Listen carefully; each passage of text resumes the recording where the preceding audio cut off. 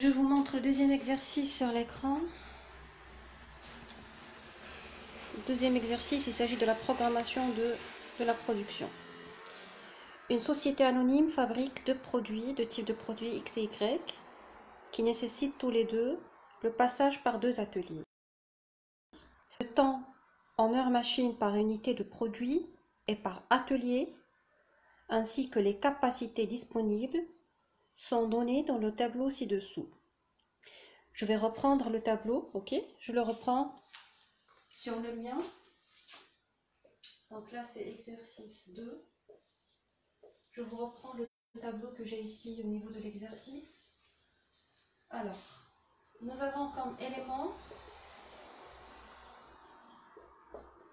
produit X. Là, vous avez les informations concernant les deux ateliers. Atelier 1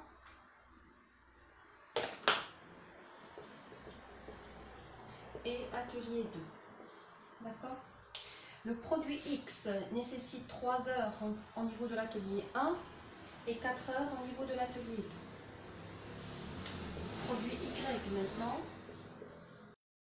ça nécessite 5 heures au niveau de l'atelier 1 et 3 heures au niveau de l'atelier 2. La capacité par jour,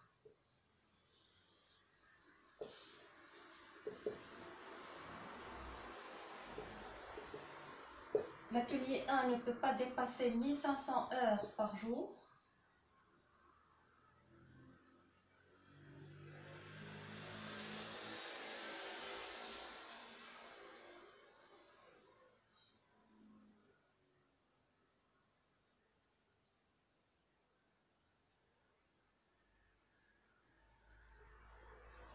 Je pense qu'il y a une erreur, c'est pas la capacité journalière.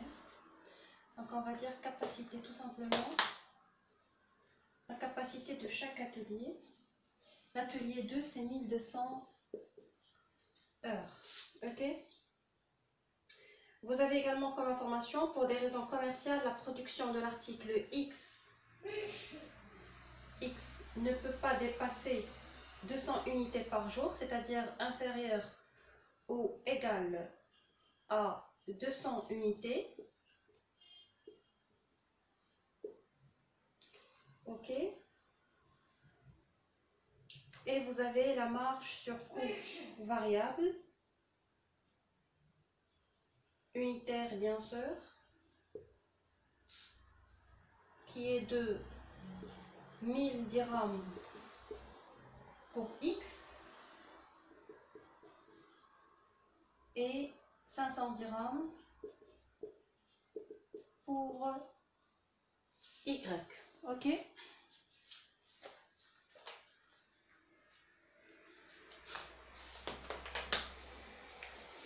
Donc, la question exprimée sous forme de programme.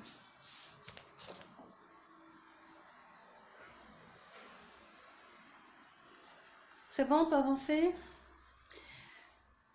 Exprimer sous forme de programme linéaire les contraintes de fabrication. Donc, très facile. On va juste exprimer les contraintes de fabrication. Contraintes de fabrication. D'accord?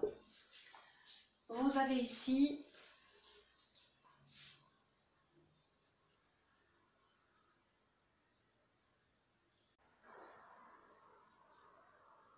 ok, vous suivez avec moi? Vous avez ici les contraintes techniques par rapport aux deux ateliers. Donc, je vais mettre contraintes techniques. Et là, vous avez l'atelier 1. C'est quoi la contrainte? Vous avez 3 heures pour l'article X. Donc, je mets 3X plus 5 pour le produit Y. Donc, je mets 5Y. Et là, je suis toujours dans l'atelier 1. Quelle est la capacité maximale de l'atelier 1? Vous avez 3X plus 5Y qui doit être inférieur ou égal à 1500 heures, bien sûr. L'atelier 2 maintenant. vous avez 4x plus 3y inférieur ou égal à 1200 heures toujours. D'accord?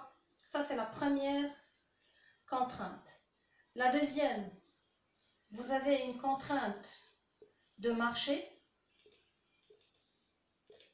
D'accord? Vous arrivez à voir le tableau en bas?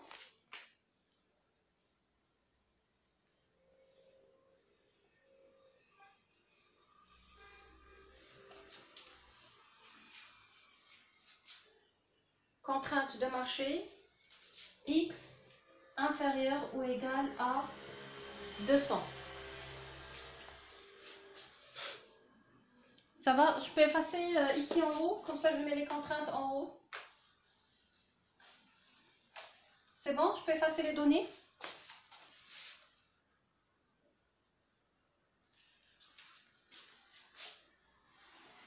Donc, je reprends les contraintes. Je disais que première contrainte technique, vous en avez deux. Atelier 1, 3x plus 5y inférieur ou égal à 1500 heures. Atelier 2, 4x plus 3y inférieur ou égal à 1200 heures. Ok. Vous avez deuxième contrainte de marché, c'est que x doit être inférieur ou égal à 200 unités. Et vous avez bien sûr les contraintes logiques, c'est que le x doit être supérieur ou égal à 0 et y supérieur ou égal à 0 également.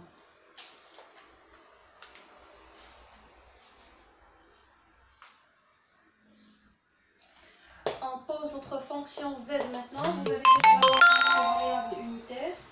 Et donc, le z est égal à 1000 x plus 500 y. Et c'est ce qu'on cherche à maximiser.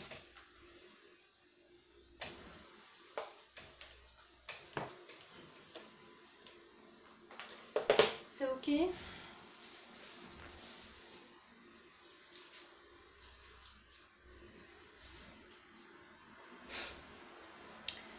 Maintenant, bon, ça n'a pas été demandé, on ne demande pas de calculer x et y, mais là vous pouvez choisir la méthode où vous êtes à l'aise, soit la représentation graphique, soit la méthode du simplex, ok. Alors juste pour vérifier, moi je l'ai fait sur le solver. Normalement vous allez trouver x qui doit être égal à 200, y à 133 unités bien sûr, et le bénéfice ça sera 266 667 dirhams. Ok.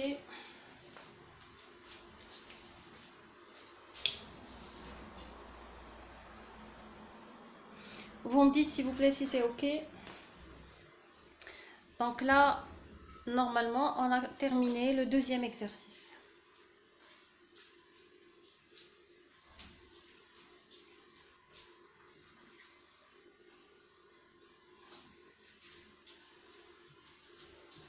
Est-ce que je peux avancer?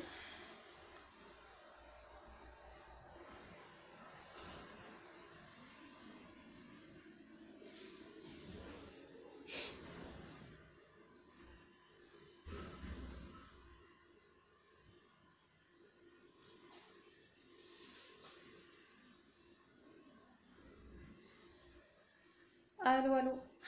Est-ce qu'on peut avancer?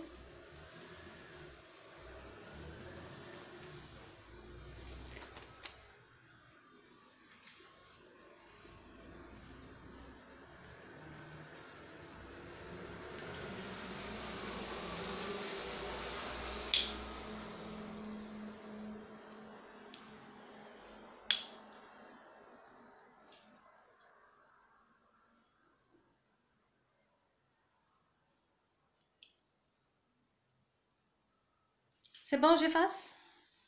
J'attends vos feedbacks, s'il vous plaît.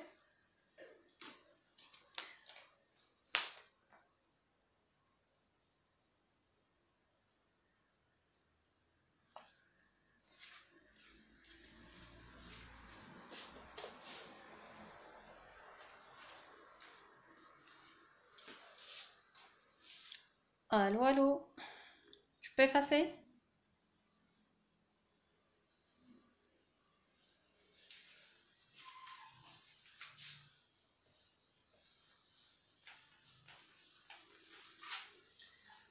Je passe au troisième exercice. L'exercice est relatif aux écarts, le calcul des écarts.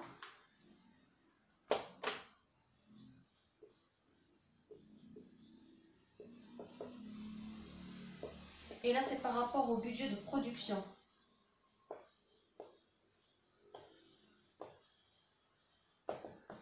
Ok?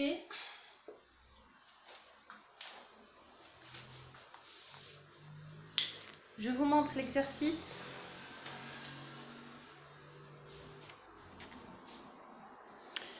Pour la fabrication d'un matériel, il a été prévu 30 kg de matière à 8 dirhams le kilo.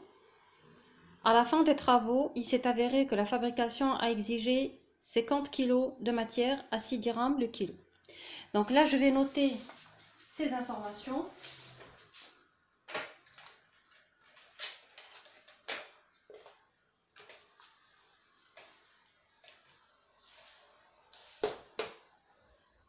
Alors, par rapport à la matière première, nous avons les prévisions. Vous avez 30 kg comme prévision, 30 kg qui sera utilisé à 8 dirhams par kilo. Le réel maintenant, c'est-à-dire à la fin des travaux, il s'est avéré que la fabrication a exigé 50 kg, donc ça c'est le réel, à 6 dirhams par kilo. Ok? Ça c'est par rapport à la matière première. Deuxième paragraphe. Pour cette même commande, on prévoyait 36 heures de travail à 8 dirhams l'heure. À la fin, on a réglé 2800, et là il y a une petite faute de frappe, à l'ouvrier qui s'est présenté 5 jours à 9 heures par jour, mais 1 heure par jour était réservée au repos. Donc, on va reprendre ces données. Deuxième information, ça concerne la main-d'œuvre. Ce qui a été prévu, prévision, c'est 36 heures à 8 dirhams par heure.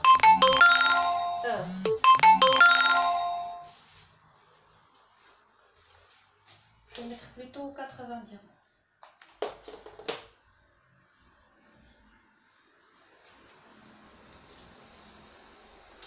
À la fin de l'opération, on a réglé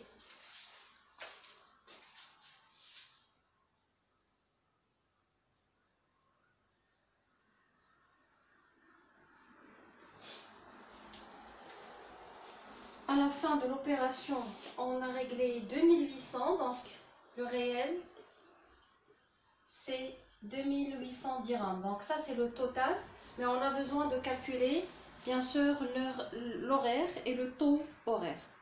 Alors, l'ouvrier s'est présenté 5 jours à 9 heures, à raison de 9 heures par jour, mais 1 heure était réservée au repos. Donc, réellement, ce qui a été utilisé comme horaire de travail, c'est 8 heures. Ok? 8 heures fois 5 jours. Donc, ici, je vais mettre entre parenthèses. Vous avez 5 jours fois 8 heures. Ça nous fait au total 40 heures. Donc, il a travaillé 40 heures. Je vais le mettre ici en bas. Il a travaillé 5 jours fois 8 heures. Ça nous fait 40 heures. Et pour trouver le taux horaire, on va prendre 2800 divisé par 40. ça fait 70. 70 dirhams par heure. Ok? On va passer maintenant au calcul des écarts. Je commence par le premier élément. Alors d'ailleurs les questions, vous les avez ici. Calculer l'écart global sur matière. Analyser cet écart en deux écarts. Après, calculer l'écart global sur main-d'œuvre. Analyser ce dernier en deux écarts. Et enfin, commenter les résultats. Donc, je prends écart global sur matière première. Ça sera quoi? Ben, tout simplement, quantité. Toujours on commence par le réel. Quantité réelle fois prix réel moins quantité prévisionnelle fois prix prévisionnel. Et ça donne la quantité réelle. Vous avez 50 fois 6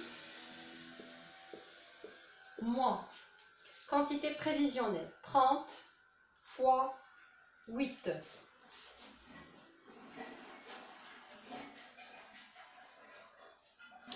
Ok.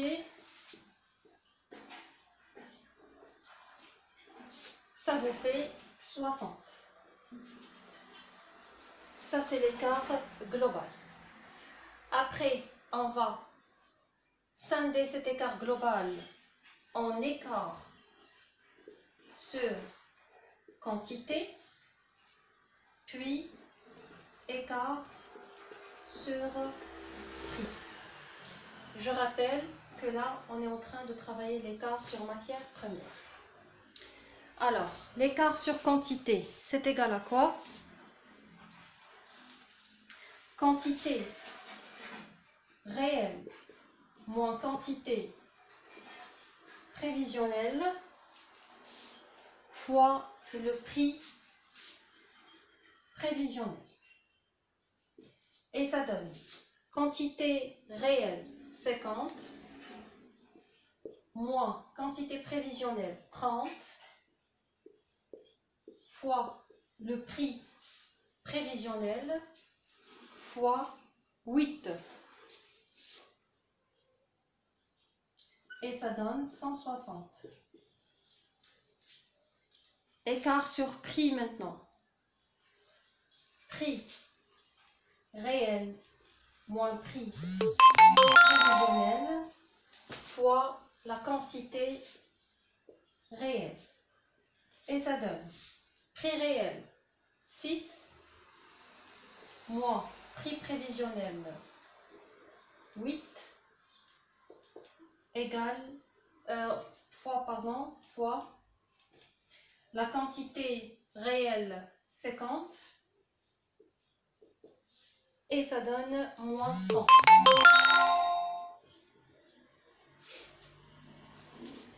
Et bien sûr,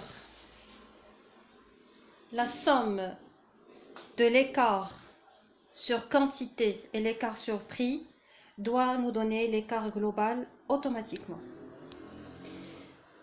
Est-ce que c'est bon?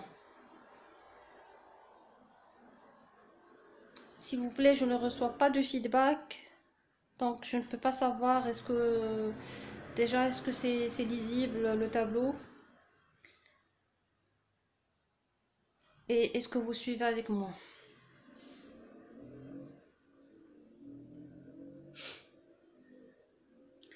Envoyez-moi vos notifications s'il vous plaît. Pour le tableau, est-ce que c'est visible?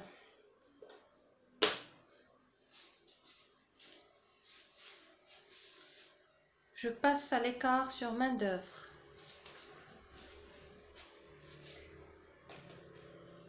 Écart global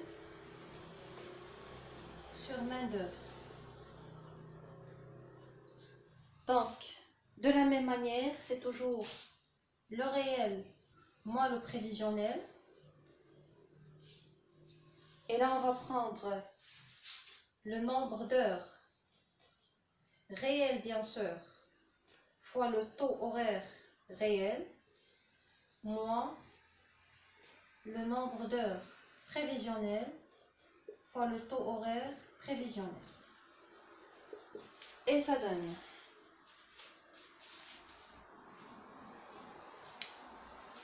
nombre d'heures réelles.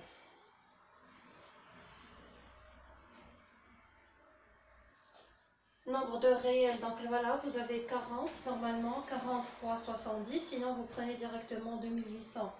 40 fois 70, moins nombre d'heures prévisionnelles, vous avez 36 heures, fois 80. Et ça donne moins 80. L'écart global sur main-d'œuvre. C'est OK. Je vais effacer ici. Pour continuer. Alors, écart sur nombre d'heures, c'est-à-dire sur la quantité, le nombre d'heures travaillées, d'accord? Et donc, encore une fois, c'est nombre d'heures réelles moins nombre d'heures prévisionnelles fois le taux horaire prévisionnel. Le taux horaire, c'est l'équivalent du prix. Ça nous fait nombre d'heures réelles, c'est 40. Nombre d'heures prévisionnelles, 36. Fois le taux horaire réel, 70. Et ça nous donne... Non, prévisionnel, pardon. Prévisionnel, c'est-à-dire fois 80. Ça nous fait 320. Je continue. L'écart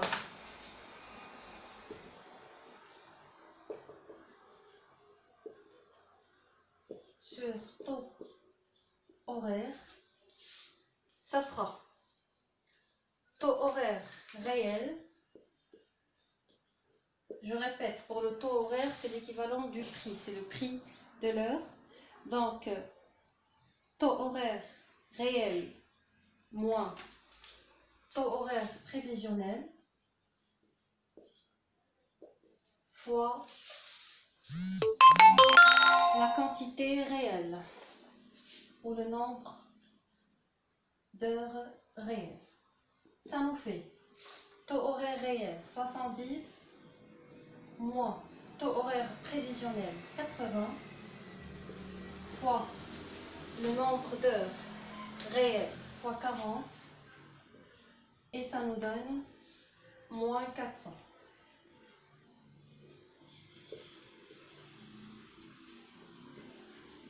Encore une fois, donc la somme des deux normalement 320, enfin moins 400 plus 320, ça doit nous donner moins 80, c'est-à-dire l'écart global.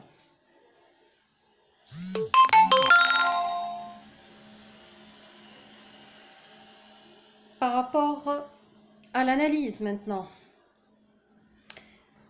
je commence par l'écart global sur matière première. Réellement, nous avons consommé 300, alors que ce qui a été prévu comme quantité et prix de matière première, ce qui a été prévu c'est 240 et on a un écart positif de 60. Donc cet écart, on va dire c'est pas un écart favorable, c'est un écart positif certes, mais c'est pas un écart favorable puisqu'on a consommé plus que ce qui a été prévu. D'où émane maintenant cet écart défavorable. En regardant la quantité, on a vu qu'on a consommé 50 kg alors que ce qui a été prévu c'est 30 kg. Donc il y avait 20 kg de plus qui a été consommé. comment on peut l'interpréter? Encore une fois, est-ce que c'est favorable ou pas? Comme je vous ai expliqué au niveau du cours, si vous vous rappelez, je vous ai dit un écart positif de matière première, de quantité consommée, ne peut pas être interprété directement comme étant favorable ou défavorable, mais on doit se référer à la quantité qui a été fabriquée, parce que s'il y a une augmentation de la quantité fabriquée, automatiquement, on peut dire que c'est un écart favorable. Mais là, on nous dit au niveau de l'énoncé que ces données servent pour la fabrication d'un seul matériel, d'accord? Et donc, on a consommé 20 kg de plus pour la fabrication d'un seul produit.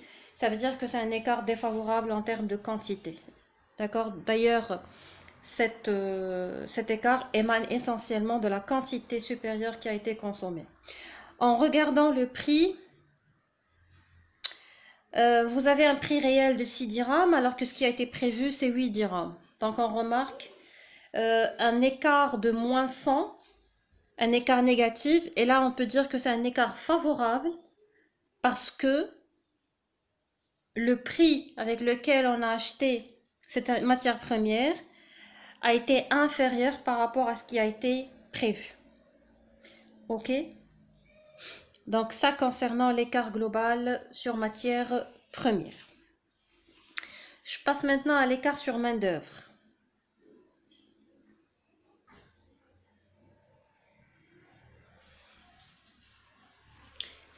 L'écart par rapport à la main-d'œuvre, alors regardez, vous avez un écart global de moins 80, un écart qui est négatif. Qu'est-ce qu'on remarque? Réellement, on a consommé 40 heures à 70 dirhams l'heure, alors que ce qui a été prévu, c'est 36 heures à 80 dirhams l'heure. D'accord? Donc, on a un écart qui est négatif, ça veut dire que le réel est inférieur par rapport au prévisionnel. D'accord? Le réel ici est inférieur au prévisionnel. Donc, c'est un écart qui est favorable. On a consommé réellement moins que ce qui a été prévu. Je passe maintenant pour analyser d'où émane cet écart. Est-ce qu'il émane du taux horaire, le prix qu'on a payé aux ouvriers, ou bien au nombre d'heures travaillées? Je commence par le nombre d'heures. Vous avez ce qui a été réellement consommé, c'est 40 heures, et ce qui a été prévu, c'est 36 heures. Donc un écart positif de 320, ça veut dire que c'est un écart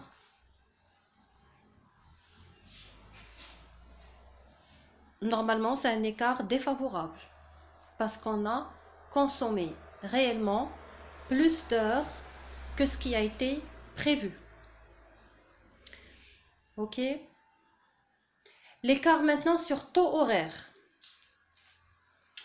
Réellement, alors déjà l'écart global sur taux horaire, vous avez moins 400, un écart négatif. En analysant la différence entre les deux, vous avez un taux horaire de 70 réel.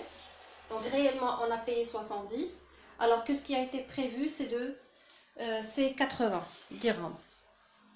D'accord? Donc automatiquement, c'est un écart qui est favorable parce qu'on a payé moins que ce qui a été prévu. Donc voilà pour les interprétations. Je vous rappelle encore une fois, s'il vous plaît, l'interprétation des écarts ou l'analyse des écarts dépend de ce que vous êtes en train d'analyser, de commenter. D'accord? Un écart par rapport au chiffre d'affaires, par rapport aux ventes, n'est pas le même, n'aura pas la même interprétation, n'aura pas la même analyse qu'un écart sur matière première, sur consommation de matière première, sur la main-d'œuvre employée, etc. Ok? Donc voilà, moi j'ai terminé mon TD. Est-ce qu'il y a des questions?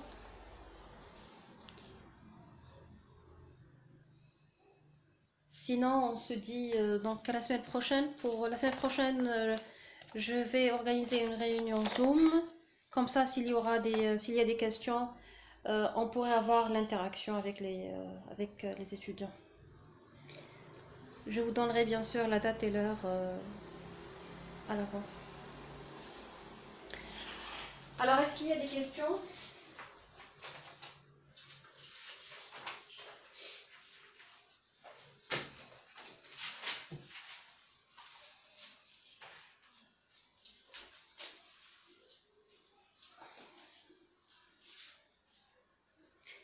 J'ai pas de feedback sincèrement depuis tout à l'heure. Je ne sais pas si c'est bon ou pas.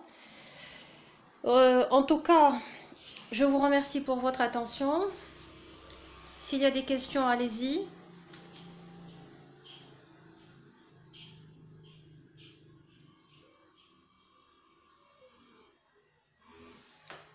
Voilà, je vous remercie pour votre attention. J'espère que vous allez retravailler votre TD et surtout que vous restiez motivé jusqu'aux examens, Inch'Allah, pour une bonne préparation. Voilà, s'il n'y a pas de questions, je vous dis très bonne fin de journée, très bon courage et au revoir.